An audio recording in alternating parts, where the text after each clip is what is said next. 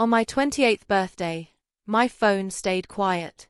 No call from my mom, no quick text from my dad, not even a simple Facebook post from my family. Just another workday in Manhattan, another reminder that in my parents' eyes, I was the reliable one who didn't need attention, praise, or apparently a happy birthday. By lunchtime, I had watched my little brother get tagged in an old photo post from my mom about how proud she was of her favorite boy. And I realized something bad. They had forgotten my birthday again. The first time it happened, I made excuses for them. Busy, distracted. This time, I was done.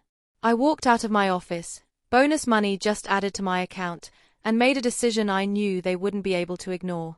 A few hours later, I was standing in front of a brand new Porsche. The kind of car my parents always said was for rich, careless people who didn't understand money. $95,000 of shining silver revenge. That night, I parked it in a spot with the city lights behind me, took a photo, and posted it on Facebook with a simple message about treating myself for my 28th birthday. Within minutes, the likes and comments came in from friends, co-workers, old classmates congratulating me.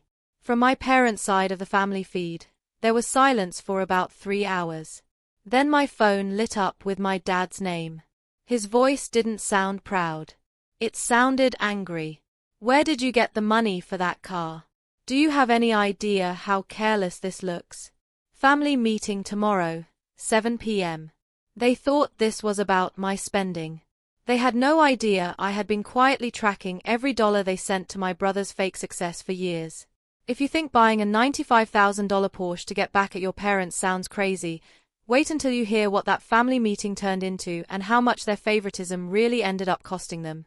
To understand why that phone call hit such a nerve, you have to go back to the last Thanksgiving we spent together.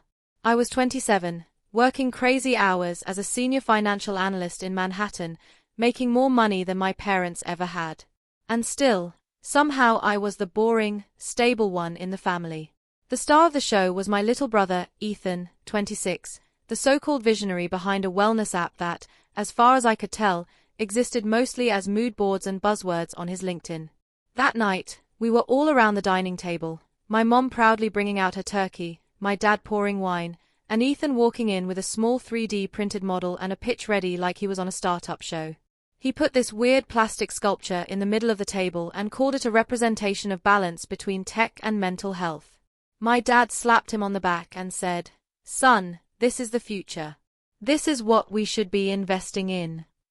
My mom snapped pictures from every angle and sent them to the family group chat with a message about how proud she was of her brilliant founder son.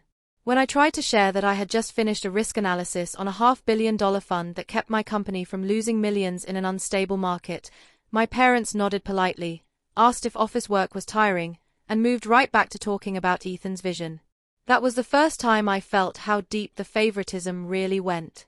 I kept telling myself it was just a phase, that adults would eventually care about actual results instead of flashy ideas. But the numbers started bothering me. Ethan was supposedly running a promising startup, working out of a fancy co-working space in Brooklyn, flying to conferences, paying for marketing, but he had no investors, no real customers, and somehow never seemed stressed about rent. A few months later, at a networking event in Midtown, I was chatting with a VC named Marcus when Ethan's accelerator came up. I mentioned it casually, expecting praise about how exclusive it was. Marcus laughed into his latte and said, "Oh, that place. It is basically a vanity accelerator. Startups pay a lot of money to sit in pretty offices and post pictures that look successful. They brag about mentors and demo days. But almost no one raises real money." I remember my stomach dropping while I kept my face neutral. On my way home that night, I replayed every time my parents had called Ethan a genius and talked about how they were supporting his dream. If he was paying for that accelerator out of pocket, he was burning money. If he was not, someone else was. As a finance person, I don't ignore patterns. Around that time, my dad had asked me to help him switch some of their accounts to online statements because the paper clutter stressed my mom out. That meant I knew exactly which bank he used and how their transfers showed up. I didn't need passwords to put together a picture. I watched amounts and timing. I noticed regular transfers going into Ethan's account on the first of every month. Always the same weird number, $2,200. That felt specific, not random. I built a spreadsheet, because of course I did. $2,200 every month for 24 months, $52,800 in total, just in direct transfers labeled living support and business expenses. Then there was what Ethan bragged about publicly. He posted about his apartment in Brooklyn Heights, the wellness founder lifestyle, the marketing campaigns, the conferences. I did some rough math on rent in his area, the accelerator fee Marcus mentioned, the trips he took. Roughly $92,000 of family money had gone into this dream in 3 years. $92,000 poured into an app that from what I could see had maybe $1,000 in total revenue and no paying users beyond a couple of friends. Meanwhile, 2 years earlier, when I had asked to borrow $20,000 for a down payment on a small apartment in Queens, my parents had told me it was better for my character if I did it alone. They said I was the responsible one, that I didn't need help. I took that, swallowed the hurt, and worked 60-hour weeks until I could afford that down payment myself. Seeing those transfers laid out in neat rows on my screen was like being punched in the chest in slow motion. They had not just forgotten my birthday, they had built an entire financial system around my brother's fantasy and left me completely out of the equation. I didn't explode. I did what I always do. I collected data. I documented everything. I built a quiet, airtight case in a folder on my laptop. By the time I bought that Porsche and my dad demanded a family meeting, I already knew exactly how deep their favoritism ran and exactly how much it had cost. The crazy part is the plan to buy the Porsche didn't start from some impulsive fantasy. It started like everything else in my life does, with a spreadsheet and a number on my paycheck. 2 weeks before that Facebook post, the bonus from the $500 million fund I had helped save finally hit my account.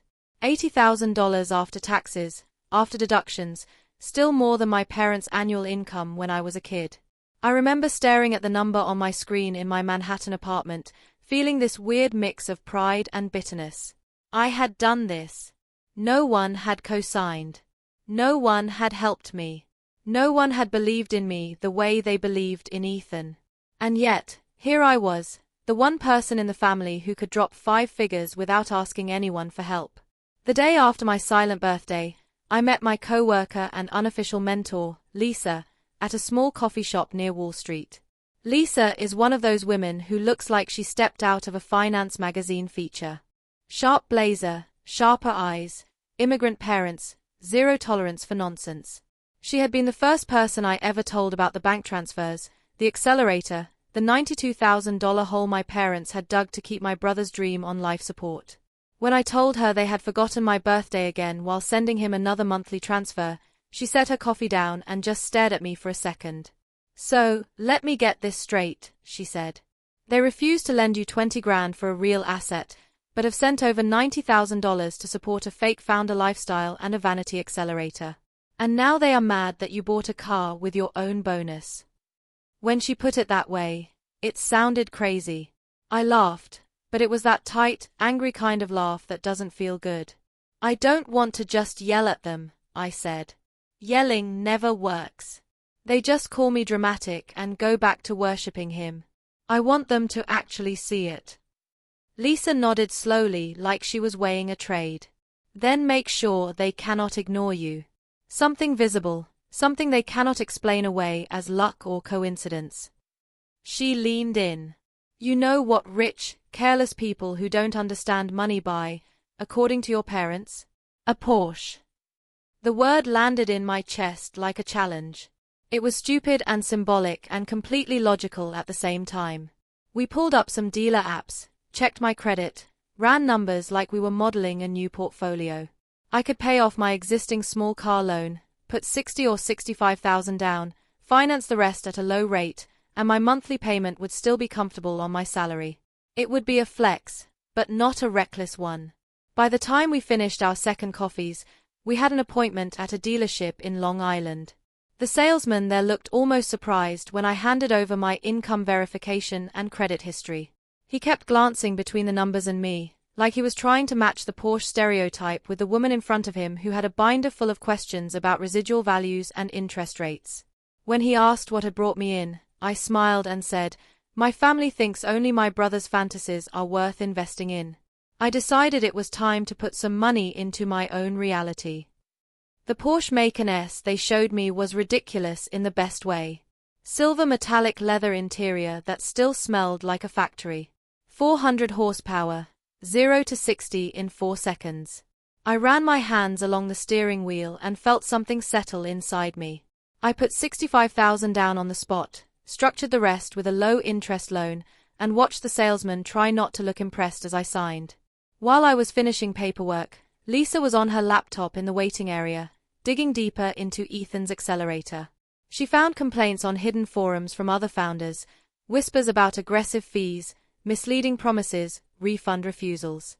By the time I drove off the lot, she had drafted the outline of a formal complaint to the New York Attorney General and the Department of Consumer Protection. "You are not just buying a car," she told me when I pulled up to the curb to pick her up. "You are drawing a line. They built a fantasy on your parents' money. You built a career with nobody's help. Now you are going to park that difference right where they cannot pretend not to see it." As I merged onto the highway back toward the city, the skyline came into view through the windshield of my brand new $95,000 Porsche. And for the first time, I felt like I was not just reacting to their favoritism. I was setting the terms. The car was more than a toy. It was the loudest, shiniest financial statement I had ever made, and I knew exactly which audience needed to see it. Lisa and I chose Hudson Yards for the photos because it was New York in one frame, glass towers, the High Line, and the skyline stretching behind us like a screensaver of the life I had built with zero family help. The sun was dropping, reflecting off the silver of the Porsche. And for once, I didn't feel like I was faking anything. I parked the Macan at an angle that made the badge impossible to miss, stepped out in my work clothes, and leaned against the hood while Lisa backed up with my phone. "Chin up a little," she said. "You did this. Let it show." We took a dozen shots, some serious, some laughing, one where I was looking straight into the camera with this calm I know exactly what I am doing expression that didn't feel like a pose. That was the one on the screen. It looked like a luxury car ad, except the model was a tired finance girl who had spent years being treated like background noise in her own family. I opened Facebook because that was where my parents actually lived online.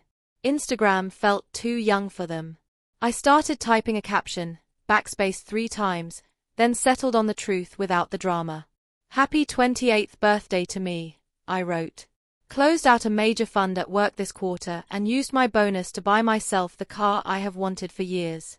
No sponsors, no investors, just a lot of late nights and spreadsheets." Hit post. For a moment, nothing happened. Then the notifications started. Old college friends, co-workers, even my old boss from my first job all piled into the comments. "Proud of you. This is what hard work looks like. That thing is gorgeous." One guy from my department joked about needing a ride to the office now. I smiled at the screen, thinking how strange it was that the people who actually saw my effort every day celebrated me more than the people who raised me. I checked the list of viewers. My mom had seen the post. So had my dad. No likes, no comment, no call. Lisa glanced over my shoulder. "Give them time," she said dryly. "They are probably doing the math." We went back to my place, ordered takeout, and while I half-watched the show, Lisa sat at my kitchen table, tightening up the complaint against Ethan's accelerator, adding dates and dollar amounts I had pulled together. When she finally hit submit to the state site, she turned her laptop toward me like a tiny ceremony. "Paper trail begun," she said. "Now we see what they do with it." It was almost midnight when my phone lit up with my dad's name. I felt my chest tighten, not because I was scared, but because I already knew exactly how this was going to sound. I put it on speaker and set it on the table so Lisa could hear. "Emily," he said, not bothering with hello. "Where did you get the money for that car?" His tone was not curious. It was accusatory, like I had been caught stealing. "From my job," I said calmly. "From the bonus I told you about 3 times that you changed the subject on." It is financed responsibly. I ran numbers for weeks. My mom cut in from the background, her voice high and sharp. A $95,000 car is not responsible, Emily. Cars lose value the second you drive them off the lot. This is impulsive. This is what people who don't understand money do. I stared at the Porsche keys on my counter and felt something in me harden. Less impulsive, I said slowly, than sending $92,000 over 3 years to prop up a startup that makes $1,000 a year in revenue.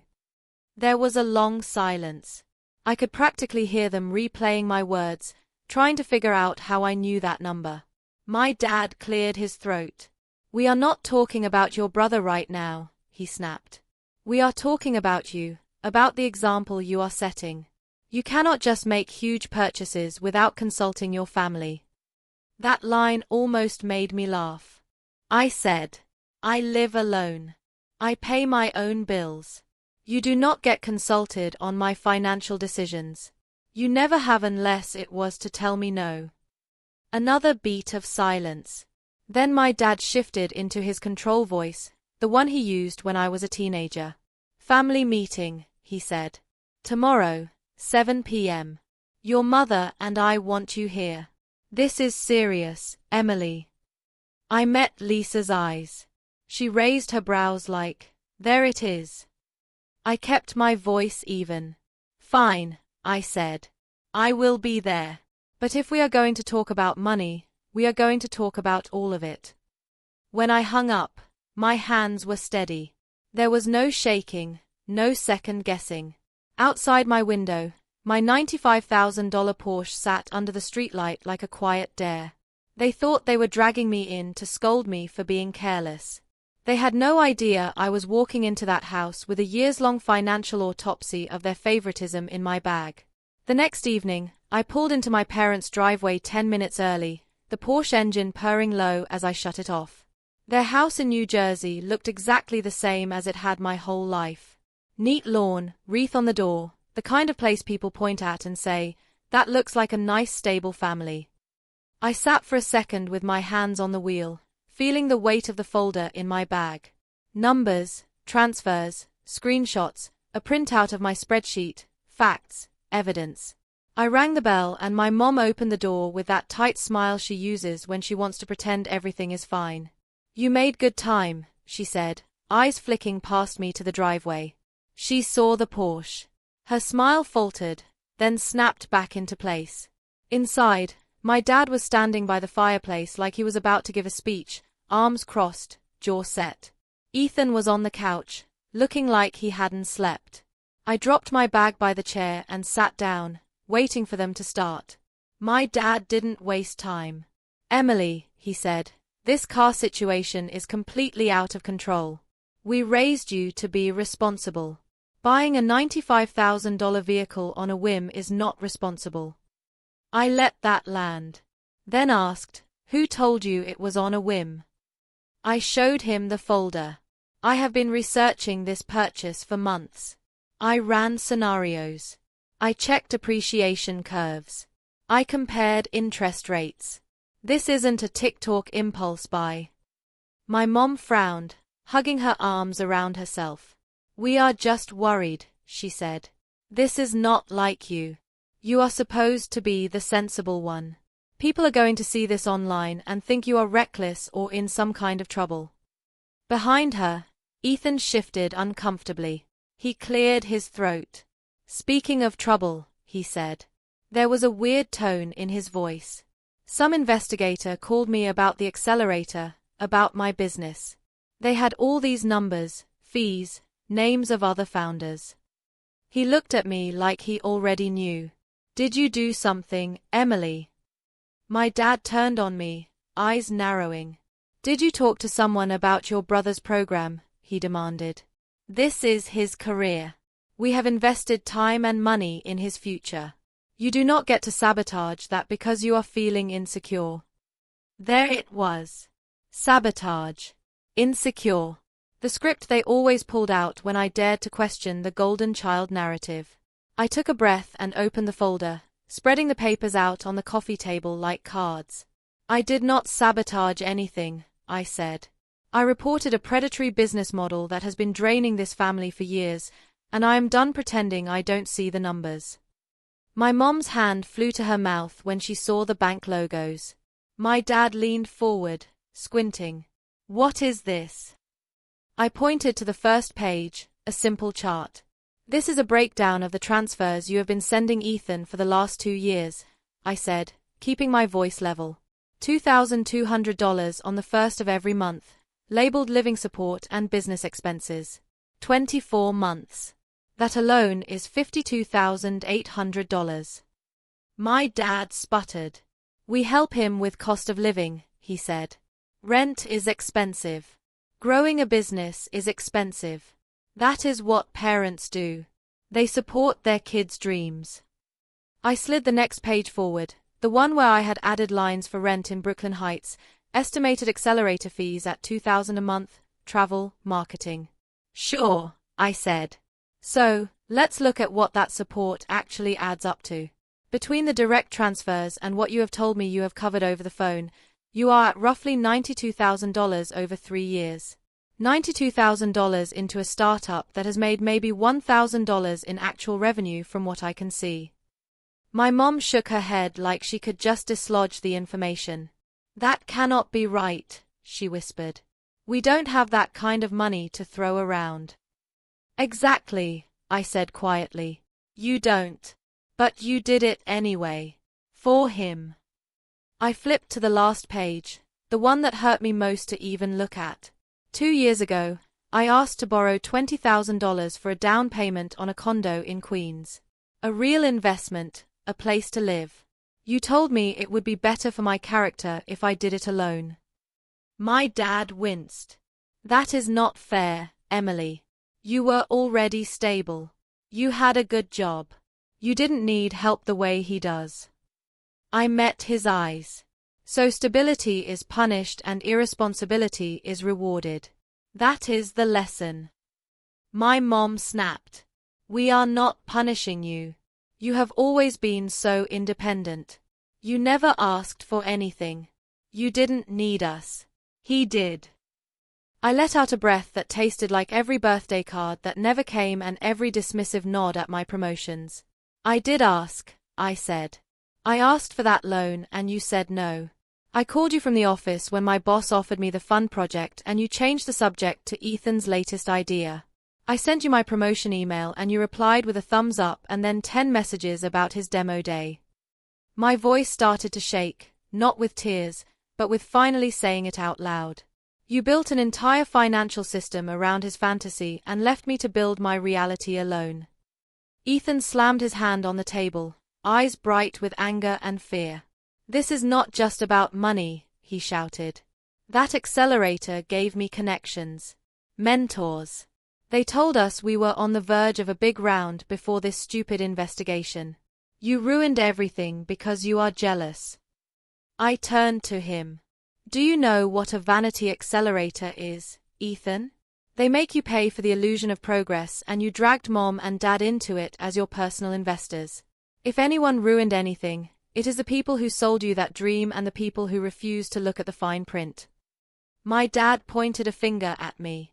Enough, he barked. You do not talk to your brother like that in this house.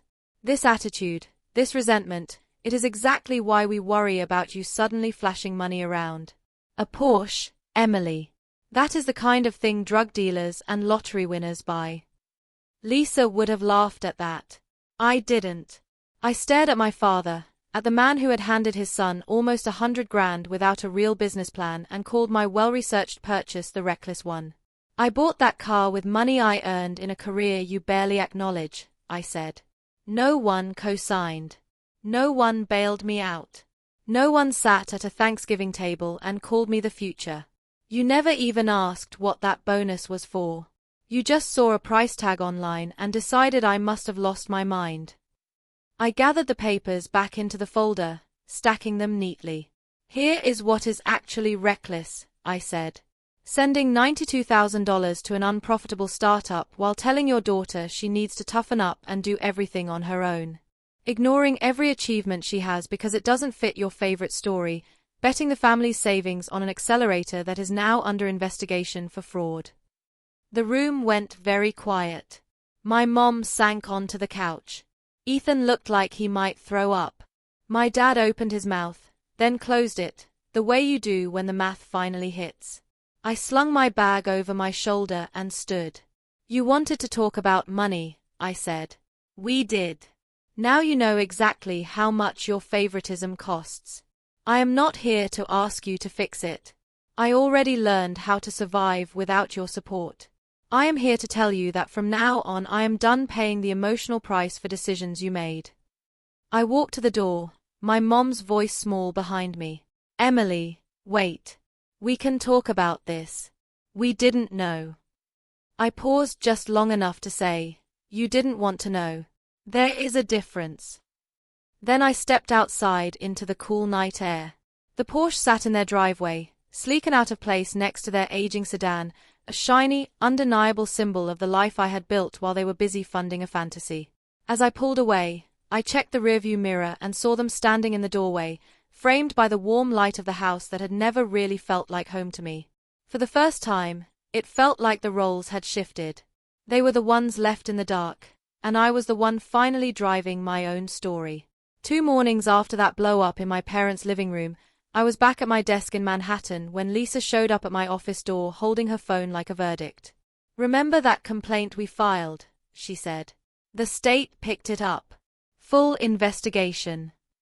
She dropped into the chair across from me and started listing it out.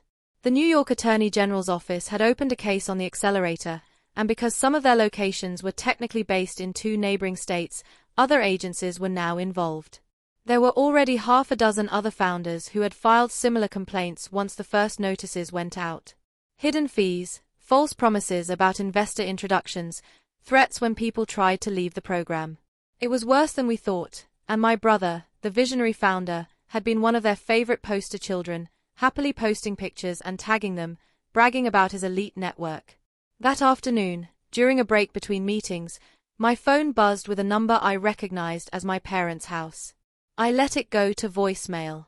A minute later, my dad called my cell directly. His voice was not furious this time. It was scared. Emily, he said, they came to talk to your brother. Investigators. They say he might have to come in again with a lawyer. They say he referred other startups, that he was like an ambassador. They used the word conspiracy. Do you know what kind of trouble he could be in?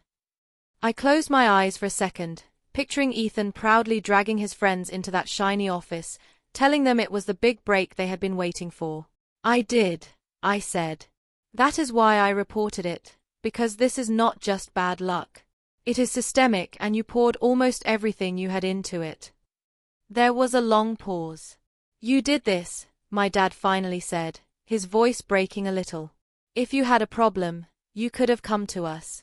Instead, you went to the government. They could ruin his life. I felt a spark of anger, cold and clean. You are right, I said. Someone could ruin his life. The people who sold him a lie for $2,000 a month. The people who convinced you to bankroll it while ignoring every red flag. Or the people who refused to listen when I warned you. Don't put this on me because I was the only one willing to say the truth out loud. Another pause. Then the inevitable ask. We need to meet again, he said. Tonight, we need to talk about lawyers. Please, Emily, for your brother, for the family. I almost said no on the spot, but a part of me wanted the record to be crystal clear. So, I agreed. That evening, when I walked back into the house, the energy was completely different from the last time. No lectures queued up, no performative anger, just fear. Papers were spread across the dining table, letters from the AG's office, a printout of an email from a white-collar defense firm with a fee estimate circled in red. $50,000 to $70,000. My mom looked 10 years older as she wrung a tissue in her hands. Ethan sat hunched over, eyes red, his hoodie pulled up like it could shield him from reality. My dad gestured for me to sit. We need your help, he said, skipping the preamble this time. Ethan might need a lawyer. A good one. You are the only one in this family who has that kind of money. We hate to ask, but this is serious. Jail serious. My mom sniffed. Please, Emily. Whatever has happened between you two, he is still your brother. You cannot just let him face this alone. I looked at the fee estimate, then at Ethan, then at the two people who had written check after check for his dream without ever once asking for a business plan. A week ago, I might have caved, used my savings, told myself it was my duty. Now, the clarity I felt was almost shocking. I am not letting him face it alone, I said. I already did more to protect this family than anyone else in this room. I flagged a scam before it could drag you even deeper under. I tried to warn you. You ignored me. Ethan glared at me, desperate and furious. You turned me in, he said. You destroyed years of work because you are bitter that no one threw you a parade for your spreadsheet job. Do you know how close we were to a big investor? I leaned forward. If an investor was going to come, they would have by now. This was never about one big check. It was about an accelerator milking you dry while using you as a recruiting tool. They didn't see you as a genius, Ethan. They saw you as a revenue stream. My dad slammed his hand on the table. Enough blame, he snapped. The reality is he needs a lawyer. We need money. We are asking you as your parents to help your family. You bought a $95,000 car. You clearly have money. You can do this. My chest went tight at the way he framed it, like my success existed primarily as a safety net for their bad bets. I shook my head slowly. I worked for that car, I said. Every dollar. I also worked for the savings I have for my future, for a better place to live, for retirement. I am not going to drain that to bail out a situation you created by refusing to question a fairy tale. My mom whispered, How can you be so cold, Emily? He is your brother. I thought of every time I had been called cold for setting boundaries. Every time my calm made them more uncomfortable than my tears ever did. I am not cold, I said quietly. I am finally done setting myself on fire to keep this family warm. You chose to gamble on an image. You chose to send him money every month instead of helping me with a down payment that would have actually built equity. You chose to ignore me when I pointed out the problems. Those choices have consequences. You do not get to reroute the bill to me now. Ethan sank back, shaking his head. They are going to ruin me, he muttered. I looked at him and for a second I did feel a flicker of sympathy. Not enough to erase everything, but enough to tell the truth. You are not ruined, I said. You are being forced to live in reality for the first time. Get a real job. Pay your own rent. Hire a public defender if you cannot afford a private one. Learn something from this. My dad stood up as if height could change my mind. So that is it, he said. You are just going to walk away. I stood too, my chair scraping softly against the hardwood. No, I said. I walked away a long time ago. You just didn't notice until I parked a Porsche in your driveway. I picked up my bag and glanced at the pile of papers on the table. You wanted him to be treated like an adult founder, I added. This is what adulthood looks like. Actions, consequences, accountability. As I left, my mom started to cry in earnest. My dad said my name once, like a question. Ethan stared at the table. Outside, the air felt cooler than it had on my way in. The Porsche started with a low growl, steady and familiar. Driving away this time didn't feel like an escape. It felt like the end of a test I had been taking my whole life, one where the answer key had finally been rewritten in my favor. 2 years later, I pulled the same silver Porsche into a different driveway. This time in front of a glass and steel building in downtown Manhattan with my firm's logo on it and my new title etched on my key card. Vice President of Risk and Portfolio Strategy. The girl who once got her achievements brushed off at the Thanksgiving table now sat in rooms where people actually listened when she spoke. I had moved out of my starter condo in Queens into a place that looked out over the East River, paid for with a second, much larger bonus and equity that I had negotiated myself. No cosigners, no quiet resentment, just work and results. The accelerator didn't survive the investigation. Within a year of that first complaint, the state forced them to shut down. Their founders were charged with fraud and a handful of other things I don't pretend to fully understand, but I do know they will not be selling false hope to anyone else for a while. The headlines were small, buried in the business section, but I screenshot them anyway and saved them in the same folder where I had kept my original spreadsheet. A quiet, private reminder that I had been right to trust what the numbers were screaming at me. Ethan didn't go to prison, but he didn't walk away untouched either. He took a plea deal, ended up on probation for 2 years, mandatory financial education classes, and a requirement to pay back a portion of the money he had taken from a few of the other founders he had recruited. The judge called it a wake-up call. For once, I agreed with some authority figure in his life. He moved out of Brooklyn Heights into a smaller apartment in a less glamorous part of town, and for the first time since college, got a real job. Not founder, not visionary, not CEO of a LinkedIn bio, just a junior designer at a small marketing agency learning how to take feedback and meet deadlines and show up on time. When my mom talks about him now, she doesn't use the word genius. She says things like, he is learning, or he has a lot of growing up to do. My parents took their own hit. Between the lawyer fees, which ended up right around $68,000, and the money they had already poured into the accelerator years before, their retirement timeline got pushed back hard. My dad picked up part-time consulting work. My mom started watching neighbors' kids in the afternoons for extra cash. They don't brag about their investments at family gatherings anymore. When they talk about money, there is a new caution in their voices that didn't exist when they were writing checks to support Ethan's dream. Our relationship didn't magically heal when the dust settled. There was no big tearful apology, no hallmark moment where everyone hugs and everything goes back to normal. What changed was quieter. They started asking about my work without immediately pivoting to my brother. My mom began texting me on my birthday before Facebook reminded her. My dad, the man who once called my car a reckless stunt, asked me one day how I had structured my retirement accounts and listened all the way through my answer. I forgave some things slowly and kept other scars as boundaries. I go to dinner once a month. I leave when conversations turn into guilt trips. I don't offer money. I don't co-sign decisions. I am polite, even warm sometimes. But the part of me that used to hope they would suddenly see me the way they saw Ethan is gone. That part has been replaced by something sturdier, a kind of self-respect I wish I had found sooner. If there is a lesson in all of this, it is not that you should buy a $95,000 car to get revenge on your family. Though I will not lie, parking that Porsche in their driveway was satisfying. It is that favoritism is not just about who gets more attention at dinner. It is a pattern of choices that teaches one child they have to be perfect and invisible and teaches the other that the rules don't apply to them. It breaks both of you in different ways.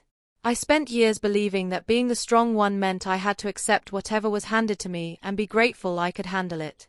It took a spreadsheet, an investigation, and a Porsche to learn that being strong can also mean saying no. No to paying for other people's mistakes. No to shrinking yourself so someone else can feel bigger. No to families who only call it love when you are useful. If you have ever been the invisible child, the one they relied on but never really saw, I hope you hear this clearly. You are allowed to set boundaries. You are allowed to walk away from roles that hurt you. And you don't owe anyone, not even your family, your lifetime of emotional and financial labor just because they decided your stability made you less deserving of support.